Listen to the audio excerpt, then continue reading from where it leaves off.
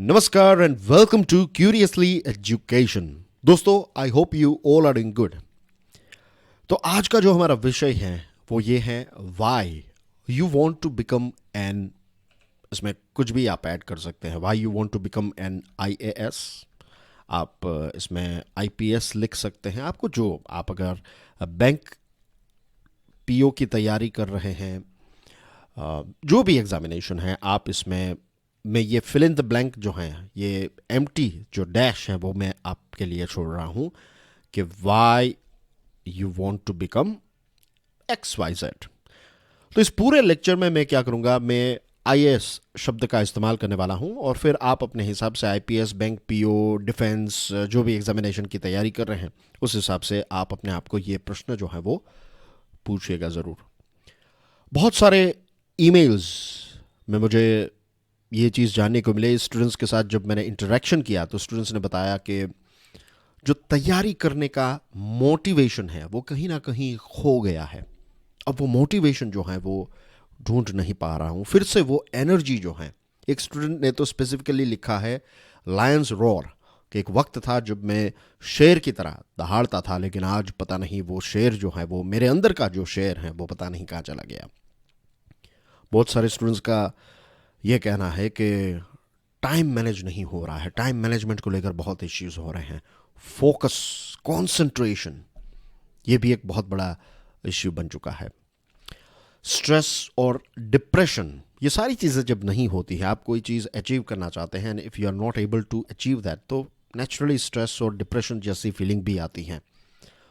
इन generally बहुत सारे लोग जो हैं वो ये फील कर रहे हैं कि दे आर स्टक। तो सबसे इम्पोर्टेंट बात यह है कि ये सिचुएशन जो है वो हमारे साथ क्यों हो रही है, क्यों मैं ऐसी जगह पर स्टक हो गया हूं, क्यों मेरा मोटिवेशन, टाइम मैनेजमेंट, फोकस, ये सारी चीज़ें जो हैं वो अब पता नहीं कहाँ चली गई, और कैसे मैं वो सारी चीज़ें जो हैं वो मेरे जीवन में, मेरी तैयारी को लेकर वो सारी चीज़ें रिस्टोर करूं। आई एम श्योर आप में से बहुत सारे स्टूडेंट्स के ये प्रश्न होंगे, ये उलझन होगी आपके जीवन में।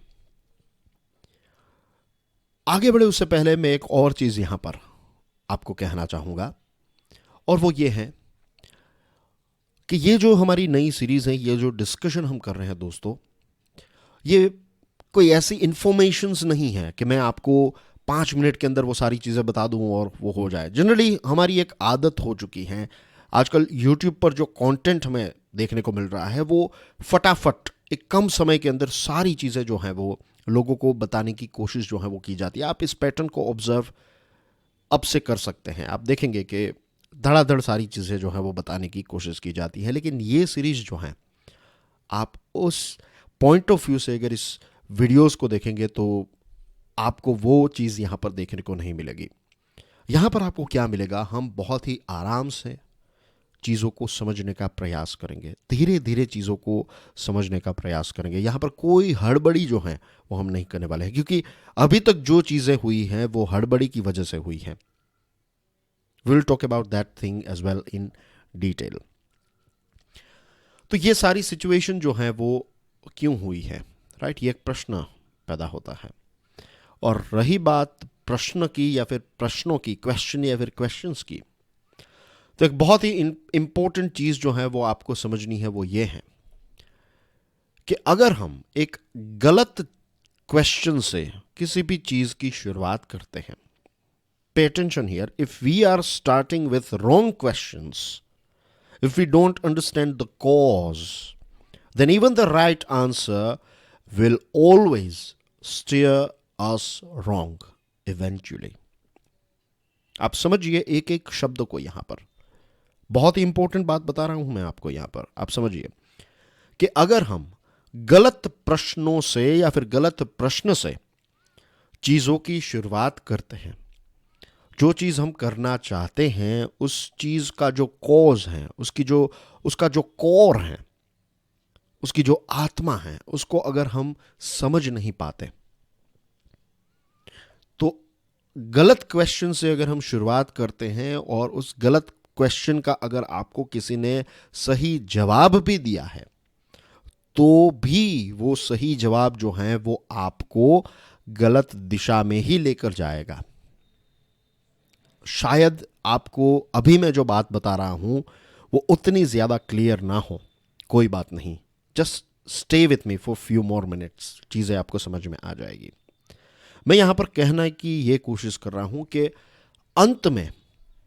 अंत में जो हकीकत होती है वो रिवील हो ही जाती है। अंत में वो पता चल ही जाता है कि यस, ये चीजें हुई, इसकी वजह से मैं मोटिवेशन जो है वो चला गया, मेरा फोकस चला गया, मेरा कंसंट्रेशन चला गया, मेरा टाइम मैनेजमेंट नहीं हो रहा था। और बहुत सारे केसेस में ये भी होता है दोस्तों कि अंत में पता चलता है कि या फिर अंत में या फिर एग्जामिनेशन की एज जब चली जाती है उसके कुछ समय के बाद ये रियलाइज होता है, ये सत्य जो है वो हमारे सामने आता है कि अच्छा, ये कारण थे जिसकी वजह से मैं आईएएस नहीं बन पाया, मैं कभी यूपीएससी या फिर कोई भी XYZ एग्जाम जो है वो क्लियर नहीं कर पाया, उसके पीछे ये रीजंस थे। तो गलत प्रश्न जो है वो मेरे पॉइंट ऑफ व्यू से किया है। देखिए, आपने भी यही चीज की होगी, मुझे पता है यही चीज की होगी, ज्यादातर स्टूडेंट्स यही चीज करते हैं। ज्यादातर स्टूडेंट्स जो हैं वो जब तैयारी की शुरुआत करते हैं तो उनका जो सबसे बड़ा प्रश्न होता है वो ये होता है कि how to prepare for UPSC, how to prepare for NDA, how to prepare for banking examination, how to prepare for state PCS, how to prepare for XYZ। हमेशा उनके प्रश्न जो हैं वो हाउ से स्टार्ट होते हैं। हाउ थोड़ा बहुत क्लियर हो जाए उसके बाद हमारे प्रश्न हो जाते हैं what to do to prepare. I give you one example. आज से लगभग 7-8 साल पहले की बात है, ये रियल लाइफ एग्जांपल है। एक एस्पिरेंट आप ही की तरह यूपीएससी की तैयारी कर रहा था और वो एक क्लास 1 ऑफिसर जो हैं उनको मिलने के लिए गए। तो जब क्लास 1 ऑफिसर से उनकी मुलाकात हुई, उस स्टूडेंट ने बताया कि ये मेरा एकेडमिक बैकग्राउंड है और अब मैं यूपीएससी की तैयारी करना चाहता हूँ। तो उस समय पर 7-8 साल पहले जो वो सिविल सर्वेंट थे उन्होंने इस पर्टिकुलर स्टूडेंट को ये कहा कि आप दिल्ली चले जाइए। ये स्टूडेंट का प्रश्न ये था कि सर, मुझे यूपीएससी क्लियर करनी है, तो मैं कैसे, how to prepare for UPSC, और मैं क्या करूं, व्हाट टू डू। तो उनकी सलाह ये थी कि आप दिल्ली चले जाइए। ये जो स्टूडेंट की बात कर रहा हूँ वो गुजरात के स्टूडेंट थे। तो उन्होंने कहा कि देखिए, गुजरात में आपको वो एटमॉस्फेयर नहीं मिलेगा। अगर आपको जेन्युइनली तैयारी करनी है तो आप अच्छे इंस्टीट्यूशन में एक दाखिला ले लीजिए और आप दिल्ली चले जाइए। वहाँ पर एक पर्टिकुलर एरिया है, वहाँ पर आप रहेंगे, वहाँ पर आपको वो माहौल मिलेगा XYZ। और बहुत सारे स्टूडेंट्स जो हैं वो गुजरात से और हमारे देश के अलग अलग राज्यों से दिल्ली जाते थे, आज भी जा रहे हैं। अब तो बहुत सारी जगहों पर इंस्टीट्यूशंस अवेलेबल हैं और ऑनलाइन भी बहुत सारे इंस्टीट्यूशंस अवेलेबल हैं। तो वो ट्रेंड जो है वो थोड़ा स्लो हो चुका है। तो हाउ टू वाला आंसर जो है ये बहुत ही ईजी है। अगर आज आपसे मैं पूछूं कि आपको बहुत सारे लोग भी मिलते होंगे और पूछते होंगे कि how to prepare for UPSC, तो आप उनको चीज़ें बताते हैं, क्या क्या चीज़ें करनी चाहिए वो भी चीज़ें बताते होंगे और आपने भी इसी प्रश्न से चीज़ों की शुरुआत की होगी। मुझे लगता है की होगी is the not the right word, की है, this is the right word. और मुझे लगता है, और सिर्फ लगता नहीं है, मुझे ये विश्वास भी है कि ये जो प्रश्न है यहाँ से स्टार्टिंग जो है ये गलत स्टार्ट है। आप सोच रहे होंगे कि सर आप क्या बता रहे हैं, क्या बोल रहे हैं, क्या आपको पता भी है कि आप क्या बात कर रहे हैं। हाँ दोस्तों, मुझे पता है ये how to prepare and what to do जो है ये गलत प्रश्न नहीं है, लेकिन यहां से शुरुआत करना जो है वो गलत है। दोस्तों, हम इंसान जो है ना, हम पता है क्या करते हैं, हम एजम्पशंस लगाते हैं, अनुमान लगाते हैं। We make assumptions about the world based on sometimes incomplete or false information. हमारे जो अनुमान होते हैं दुनिया के बारे में, चीज़ों के बारे में, बिजनेस के बारे में, तैयारी के बारे में। ज़्यादातर केसेस में ये अनुमान जो हैं या तो इनकम्प्लीट इंफॉर्मेशन के आधार पर या तो फॉल्स इंफॉर्मेशन के आधार पर हम डिसीजंस लेते हैं।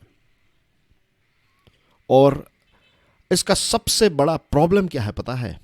जब इनकम्प्लीट या फिर फॉल्स इंफॉर्मेशन या फिर गलत प्रश्न से जब हम शुरुआत करते हैं तो जैसे मैंने आपको बताया कि वो हमें गलत दिशा में ले जाते हैं। अब ये जो एजम्पशंस होते हैं उसकी इम्पैक्ट जो होती है वो हमारे बिहेवियर पर होती है। हमारा जो बिहेवियर है वो हमारे एजम्पशंस पर डिपेंडेंट होता है। हमारे एजम्पशंस की वजह से हमारा बिहेवियर जो है वो अफेक्ट होता है।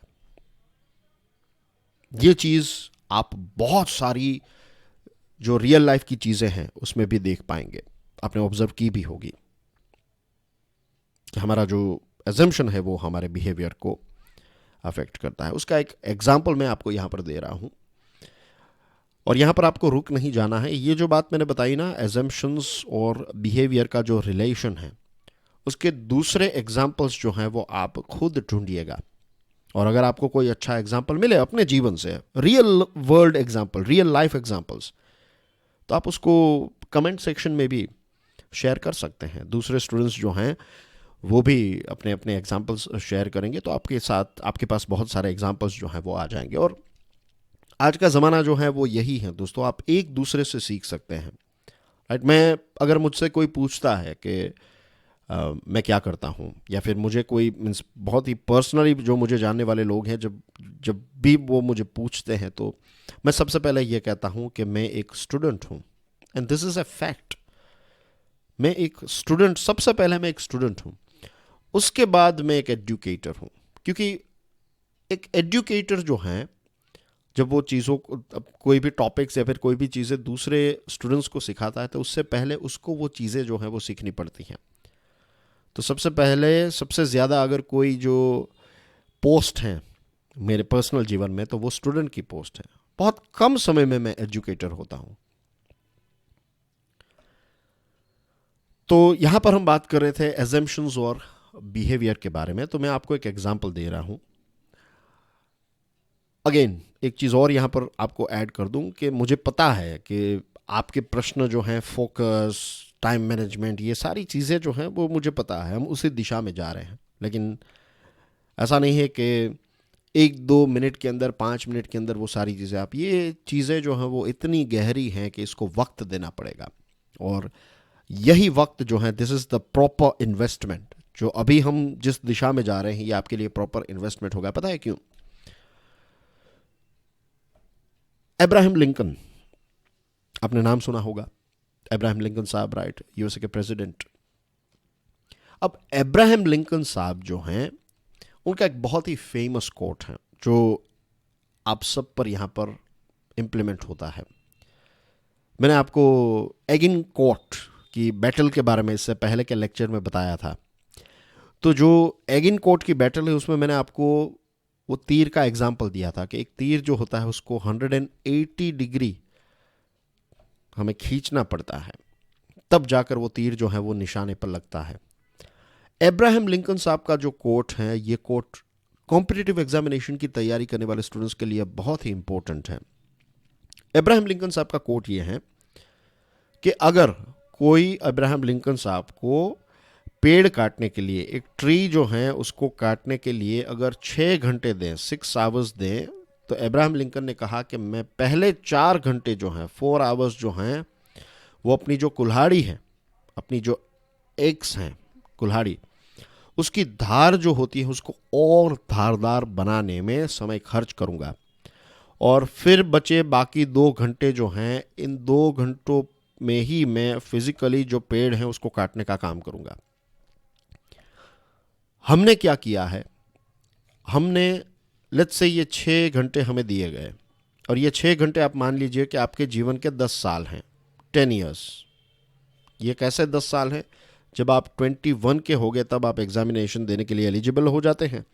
तो 21 से लेकर लेट्स से 32, राइट, तो ये 10 साल जो हैं आपके, ये आप 6 आवर्स में आप इसको रेशियो के प्रोपोर्शन में डाल दीजिए। अब हम क्या करते हैं कि जब हमें 6 घंटे दिए गए एक पेड़ काटने के लिए, तो ज़्यादातर लोग क्या करते हैं, धड़ाधड़ वो कुल्हाड़ी लेकर पेड़ को मारने लगेंगे, पेड़ को काटने का प्रयास जो है वो करने लगेंगे। क्योंकि अभी तक हमने जो देखा है, सुना है, वो यही है कि ज़्यादा से ज़्यादा मेहनत करोगे तभी आपको सफलता मिलेगी। ज़्यादा पैसे कमाने हैं, ज़्यादा मेहनत करो। ज़्यादा अच्छे मार्क्स चाहिए, ज़्यादा पढ़ाई करो। ज़्यादा से ज़्यादा, हमेशा क्वांटिटी जो है, एक कल्चर का पार्ट हो चुका है हमारा। हमेशा हम क्वांटिटी पर फोकस करते हैं, लेकिन हम बहुत सारी जगहों पर ये हमें देखने को मिलता है कि कुछ हमारे दोस्त हैं, कुछ हमारे रिश्तेदार हैं, कुछ ऐसे लोग हैं जो दिन में सिर्फ 3-4 घंटे काम करते हैं, लेकिन वो करोड़पति बन चुके हैं। बहुत सारे हमारे स्कूल में भी ऐसे क्लासमेट्स होते हैं, फ्रेंड्स होते हैं जो बहुत कम पढ़ाई करते हैं, लेकिन उनके नंबर्स जो हैं वो काफ़ी अच्छे होते हैं। हमारे क्लास में भी एक ऐसा लड़का था, मेरा एक बहुत ही अच्छा दोस्त था स्कूल के टाइम पर। अभी तो मेरे कांटेक्ट में नहीं है, लेकिन उस व्यक्ति की, उस क्लासमेट की सबसे अच्छी बात यह थी कि वो हमारी तरह ही उतना ही मस्तीखोर था, मिस्चीवियस था। हंसी मजाक करना, खेलना, सारी चीज़ें जो हम शैतानियाँ करते थे स्कूल टाइम पर, वो सारी चीज़ें करता था। लेकिन जो रिजल्ट्स आते थे तो उसके रिजल्ट्स काफ़ी अच्छे होते थे, और वो काफ़ी अच्छे क्वेश्चंस भी टीचर्स को पूछता था। और वो ऐसा भी करता था कि वो मुझे बताता था, हमें बताता था कि देखो अब मैं ये प्रश्न पूछूंगा और सर या फिर मैडम जो हैं वो अब कैसे कंफ्यूज हो जाएंगे, देखिए। तो वो इस प्रकार का एक स्टूडेंट था, और वो मुझे लगता ही नहीं था कि वो कहीं पर मेहनत कर रहा है। लेकिन फिर भी वो व्यक्ति जो हैं वो अच्छे रैंक लेकर आता था। और इतना ही नहीं, जब हम कॉलेज और सारी चीज़ें ख़त्म हो गई उसके बाद आज वो एक बहुत ही बड़ा, बहुत ही सक्सेसफुल बिजनेसमैन भी बन चुका है। और आप देखेंगे उसको तो आपको लगेगा ही नहीं कि ये व्यक्ति जो है वो उतनी ज़्यादा मेहनत कर रहा है। और हम जैसे बहुत सारे लोग जो हैं वो कितनी सारी मेहनत करते हैं, और आज भी वो जहाँ पर है वहाँ पर हम नहीं पहुँच पाए, लेकिन जहाँ पर हम हैं वहाँ पर खुश हैं। But I am just giving you example. I am sure ऐसे एग्जाम्पल्स आपने भी अपने जीवन में बहुत सारे देखे होंगे और देखते भी रहेंगे। तो यहाँ पर इस चीज़ को भी हमें चैलेंज करने की ज़रूरत है कि ज़्यादा से ज़्यादा चीज़ों करने से कुछ नहीं होता है। और यहाँ पर अब्राहम लिंकन साहब ने जो बताया है कि 4 घंटे जो है वो अपनी कुल्हाड़ी को धारदार बनाएंगे, दिस मीन्स, इसका मतलब ये है कि कोई अगर टास्क उनके पास है, कोई चैलेंजिंग टास्क है, तो सबसे पहले 4 घंटे या फिर ज़्यादातर वक्त जो हैं वो अपने इंटरनल डेवलपमेंट, जिसको आप कह सकते हैं कि आपका जो सेल्फ डेवलपमेंट है, उस पर अगर हम ज़्यादा से ज़्यादा चीज़ों, मीन्स एनर्जी जो है हमारी, हमारा वक्त है, हमारी एनर्जी अगर उसमें इन्वेस्ट करें, तो उसके बाद बाहर की जो चीज़ें हैं, जो पेड़ काटने का यहाँ पर एग्जांपल है, और आपके पॉइंट ऑफ व्यू से अगर देखा जाए तो पढ़ाई का जो भी आपका सिलेबस है वो करना कितना आसान हो जाएगा अगर आप टाइम मैनेजमेंट में अच्छे हो जाए, आपका फोकस अच्छा हो जाए। अगर जो डाउट्स हैं वो सारी चीज़ें, doubts in the sense not topics को लेकर डाउट्स, लेकिन डाउट्स को कैसे अप्रोच किया जाए, कैसे कुछ ऐसी चीज़ें करें जो जिससे हम कभी हिम्मत ना हारें, तो ये सारी चीज़ें जब आपकी क्लियर हो जाएगी, अंदर से आप अगर स्ट्रांग हो जाए, अंदर से अगर आप मजबूत बन जाए, तो आप ही मुझे बताइए बाहर कोई भी ऐसी चीज़ है जो आप नहीं कर सकते। हम सब वो सारी चीज़ें कर सकते हैं अगर पहले हम अपने आप पर काम करें।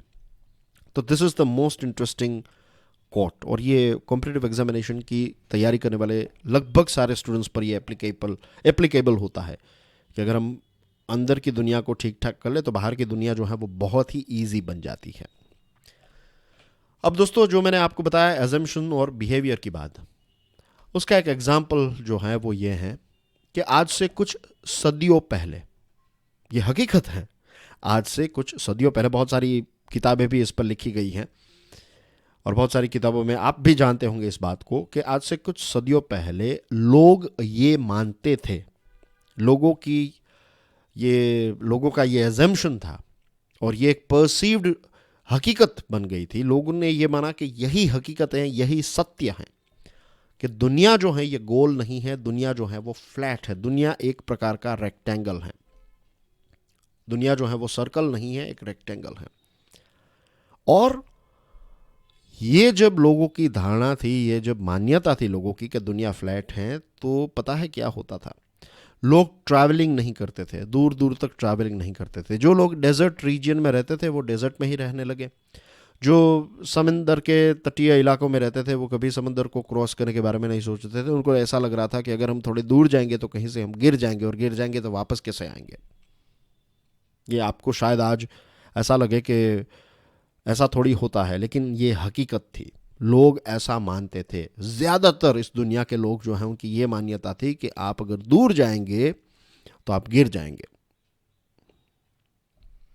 फिर डिस्कवरीज हुई, एडवेंचर्स हुए, और पता चला कि दुनिया जो है वो गोल है।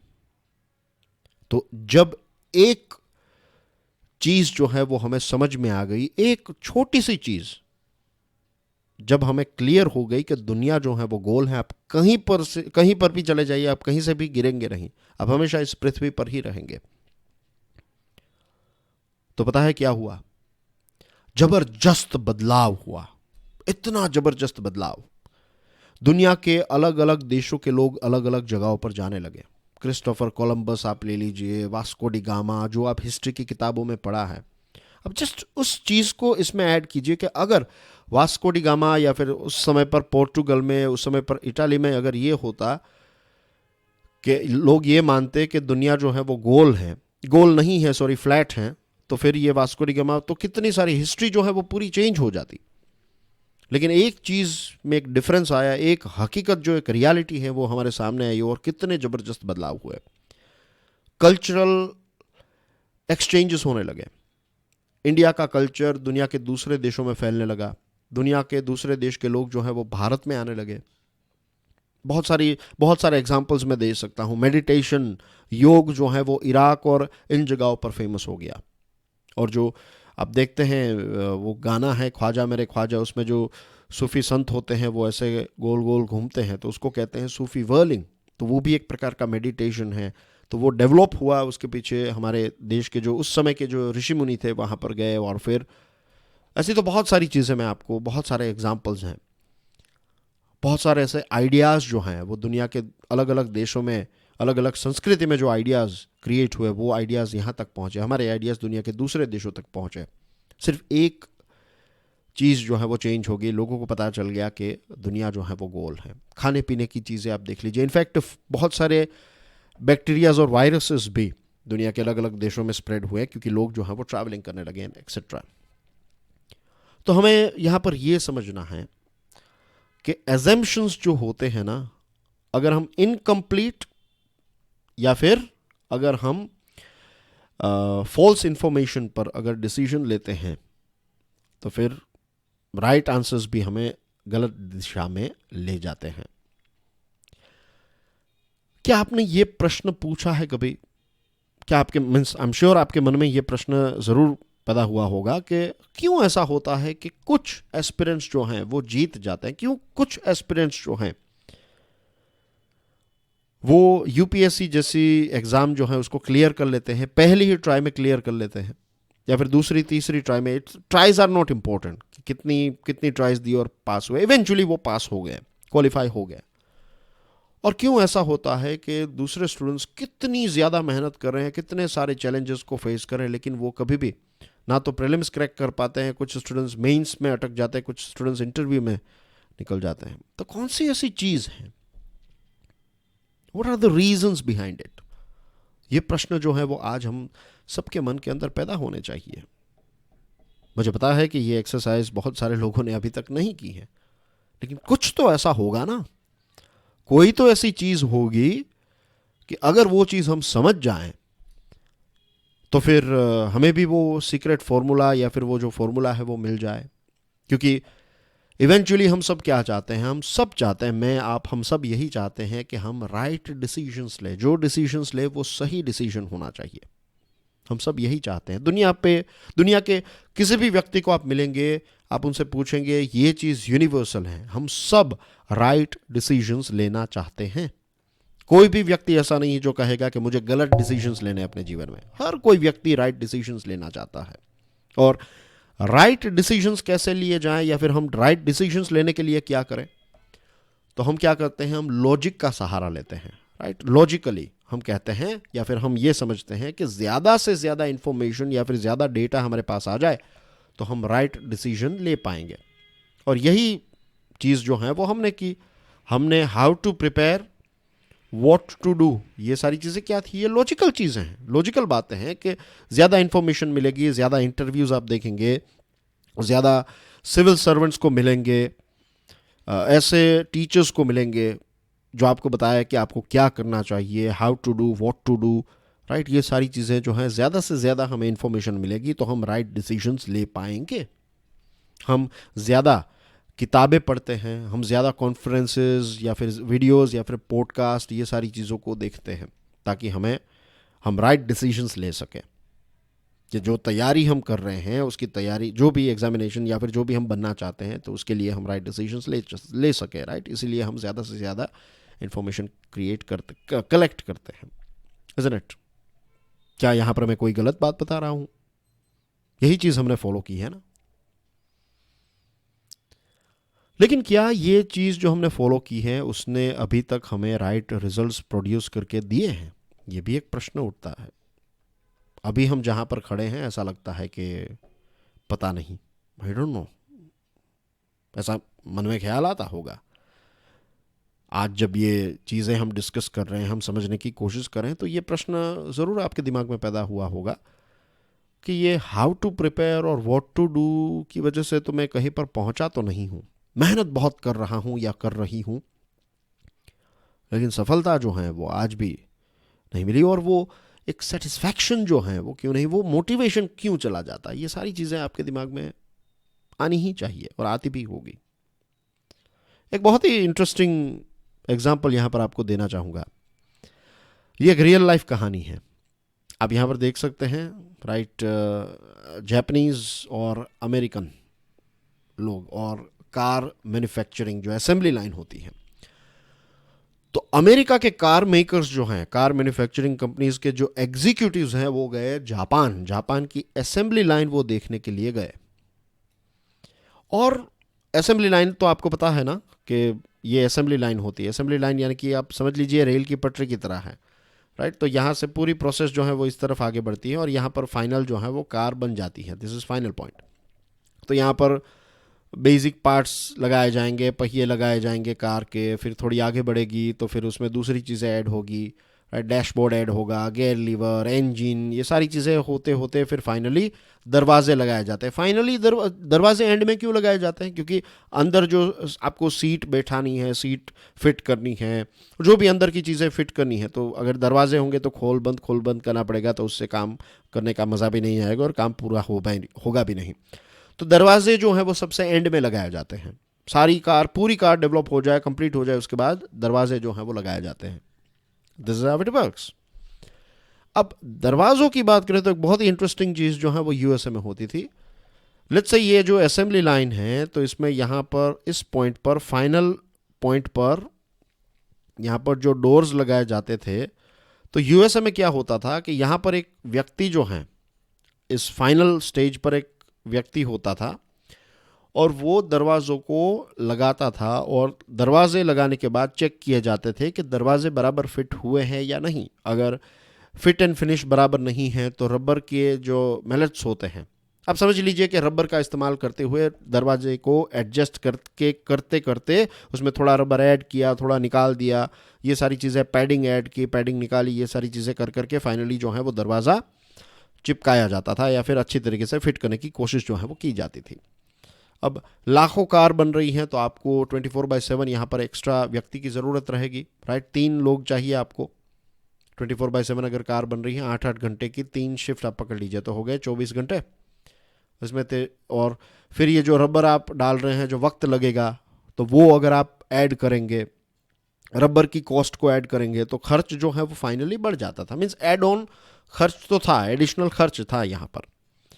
अब जब यूएसए के लोग जब जापान गए तब उनको इस चीज़ का एहसास हुआ कि जापान के जो लोग हैं वो क्या करते थे। जापानीज असेंबली लाइन में क्या होता था कि दरवाज़ों को डायरेक्टली फिट ही कर दिया जाता था, उसमें ना तो कोई रबर एडिशनल ऐड करना पड़ता था, वहाँ पर कोई ऐसी जो कहते थे ऐसी कोई दिक्कत नहीं थी, ऐसा कोई एफर्ट्स एक्स्ट्रा नहीं डालने पड़ते थे। जो दरवाजे थे वो उनको वहाँ पर लगाया, जो बॉल्स होते हैं, जो नट्स होते हैं, स्क्रूज और वो सारी चीज़ें डाल दी और फिट कर दिया और दरवाज़ा परफेक्टली फिट हो जाता था।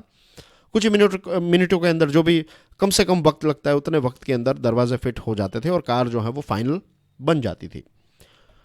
तो अमेरिकन कार मेकर्स जो हैं वो इस चीज़ को देखकर थोड़े हैरान हुए। उन्होंने सबसे पहले तो ये पूछा कि यार ये दरवाजे फिट करने वाला जो व्यक्ति है तो वहाँ पर अपने रबर मॉलेट्स और ये सारी चीज़ें क्यों नहीं रखी है।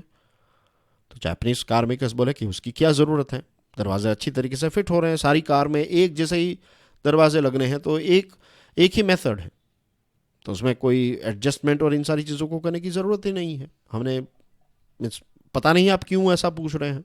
तो वो लोग बताने लगे, अमेरिकन लोग, के हमारे यहाँ पर तो हम ऐसा करते हैं, तो आपके यहाँ पर ऐसा क्यों, मीन्स आपके दरवाजे इतने इजीली क्यों फिट हो जाते हैं और हमारे कार के दरवाजे इजीली फिट नहीं होते, what is the reason behind it. तो जापानीज लोगों ने कहा कि ये जो फिट एंड फिनिश हैं, ये सारी चीज़ें हम डिज़ाइन के लेवल पर ही तय कर लेते हैं। समझे आप दोस्तों, जब उन्होंने कार बनाने की शुरुआत की उससे पहले जो डिज़ाइन उन्होंने की, उनकी डिज़ाइन ही ऐसी थी, उन्होंने इस प्रकार की कार की डिज़ाइन की, दरवाजे और सारी माइनर डिटेल्स जो हैं उन्होंने पहले से ही तय कर ली थी और इस प्रकार से चीज़ों को एडजस्ट किया था कि सारे पार्ट्स जो हैं वो परफेक्टली फिट हो जाएं। क्योंकि दरवाजे जो हैं अगर आपने रबर और ये सारी चीज़ें ऐड कर करके बनाए हैं, उसमें जैसे तैसे फिट कर दिए, कस्टमर ले भी लेगा, लेकिन कुछ समय के बाद वो दरवाजे जो हैं वो गिरने लगेंगे, गिरने इन द सेंस वो हैंग हो जाएंगे। फिर आप दरवाज़ा बंद करेंगे तो वो प्रॉपरली फिट नहीं होगा, बारिश के समय पर बूंदें आ जाएगी, तो फिर इवेंचुअली आपकी कंपनी के पास वो आएगा प्रोडक्ट और फिर वो कंप्लेंट्स आएगी, कितने सारे इश्यूज होंगे, आपकी ब्रांड वैल्यू ख़राब होगी। लेकिन जापानीज लोग जो हैं उन्होंने क्या किया, उन्होंने कहा कि डिज़ाइन ही हम ऐसे ही करते हैं, डिज़ाइन के समय पर ही ये सारी चीज़ों को हम अच्छी तरीके से मेक श्योर कर लेते हैं ताकि जब प्रोडक्शन की बारी आए तो उसमें कुछ प्रॉब्लम्स ही ना हो। बस आप प्रोडक्शन पर ही उस समय पर फोकस करें, धड़ाधड़ प्रोडक्शन होता रहे। एंड वी ऑल नो कि जापानीज कार जो हैं वो रिलायबिलिटी और इन सारी चीज़ों के लिए जानी जाती हैं। टोयोटा एंड मित्सुबिशी तो हमारे देश में उतनी फेमस नहीं, लेकिन टोयोटा एक बहुत ही अच्छा एग्जाम्पल है, राइट। तो आप इस रियल लाइफ कहानी से हम क्या सीखते हैं, हम ये सीखते हैं दोस्तों कि कोई भी चीज़ जो अगर हम हमारे जीवन में करना चाहते हैं, कोई बिजनेस खोलना चाहते हैं, किसी क्षेत्र में जॉब करना चाहते हैं, किसी कॉम्पिटिटिव एग्जामिनेशन की तैयारी करना चाहते हैं, तो जो पूरी डिज़ाइन है उसके अंदर कोई फ्लो है, उसके अंदर flow in the sense FLAW flow, यानी कि अगर उस डिज़ाइन में ही कोई खामी है तो फिर होगा क्या कि हम फिर जो कहते हैं जुगाड़, कि USA जो करता था उस प्रकार की चीज़ें करनी पड़ेगी कि जैसे जैसे आगे बढ़ेंगे, अब मोटिवेशन नहीं रहा तो मोटिवेशन का डोज चाहिए, फिर टाइम मैनेजमेंट का इश्यू हो गया तो अब टाइम मैनेजमेंट के पीछे हम भागेंगे, फोकस नहीं रहता है तो फोकस के पीछे भागेंगे।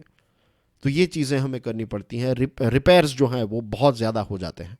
लेकिन अगर डिज़ाइन के लेवल पर ही हम जापान की थियरी को फॉलो करें तो कोई प्रॉब्लम ही नहीं होगा। उसके बाद बस आपको पढ़ाई करनी है, प्रैक्टिस करनी है, that's it, you are done. क्यों एग्जामिनेशन क्लियर नहीं होगी? ऑफ कोर्स होगी। हर साल 1000 स्टूडेंट्स UPSC क्लियर करते हैं। बैंक एग्जाम और दूसरी एग्जाम्स की बात करें तो लाखों करोड़ों लोग जो हैं वो हर साल एग्जाम्स को क्लियर करते हैं। तो फिर हम क्यों नहीं कर सकते? हम सबके पास ईश्वर ने दिमाग दिया, हम सबके पास दिमाग है, सेम कैपेसिटी वाला दिमाग है। और अगर कुछ चीज़ों को, जैसे मैंने आपको इससे पहले के लेक्चर में बताया था कि कुछ चीज़ों को अगर हम फॉलो करने लगे, कुछ चीज़ों को हम सीख लें, तो फिर हम हमारे दिमाग का मैक्सिमम यूटिलाइजेशन कर सकते हैं, कोई डिफिकल्ट बात नहीं है। लेकिन ये सारी चीज़ें, ये डिज़ाइन और सारी चीज़ें कहाँ से स्टार्ट होती हैं? ये डिसीजन से स्टार्ट होती है दोस्तों, right. Every course of action we set, every result we desire start with the same thing. सारी चीज़ों की शुरुआत जो है वो डिसीजन से होती है कि हम डिसीजन कैसे लेते हैं। और अगेन फिर से ये पूरा सर्कल यहाँ पर कंप्लीट कर रहा हूँ कि अगर एजम्पशंस के आधार पर, इनकम्प्लीट या फिर फॉल्स इंफॉर्मेशन के आधार पर डिसीजन लिया है तो प्रॉब्लम्स जो है वो आज नहीं, शॉर्ट टर्म में प्रॉब्लम्स नहीं होंगे, लेकिन लॉन्ग टर्म में आपको वो प्रॉब्लम्स जो है वो धीरे धीरे करके पॉपअप होते रहेंगे। आप उन प्रॉब्लम्स को सॉल्व करने के चक्कर में ही आपकी एनर्जी जो है वो वेस्ट हो जाएगी। तो प्रश्न ये उठता है कि how decisions are made, how we take right decision, हम कैसे डिसीजंस हम कैसे लेते हैं। सबसे पहले तो हमें यह समझना पड़ेगा कि हम डिसीजन जो है वो कैसे लेते हैं, उसका साइंस क्या है। उसके बाद हम राइट डिसीजन लेने की दिशा में आगे बढ़ सकते हैं, क्योंकि एंड ऑफ द डे हम सबको राइट डिसीजन लेना है, इज़न्ट इट। तो दोस्तों, आज की जो हमारी ये डिस्कशन, आज की जो हमारी ये बातें हैं, उसको मैं यहाँ पर ही रखता हूँ। मैं चाहता हूँ कि आप जितनी भी चीज़ें हमने डिस्कस की हैं उसके बारे में सोचिए, इन चीज़ों पर अपना वक्त जो है उसको इन्वेस्ट ज़रूर कीजिएगा।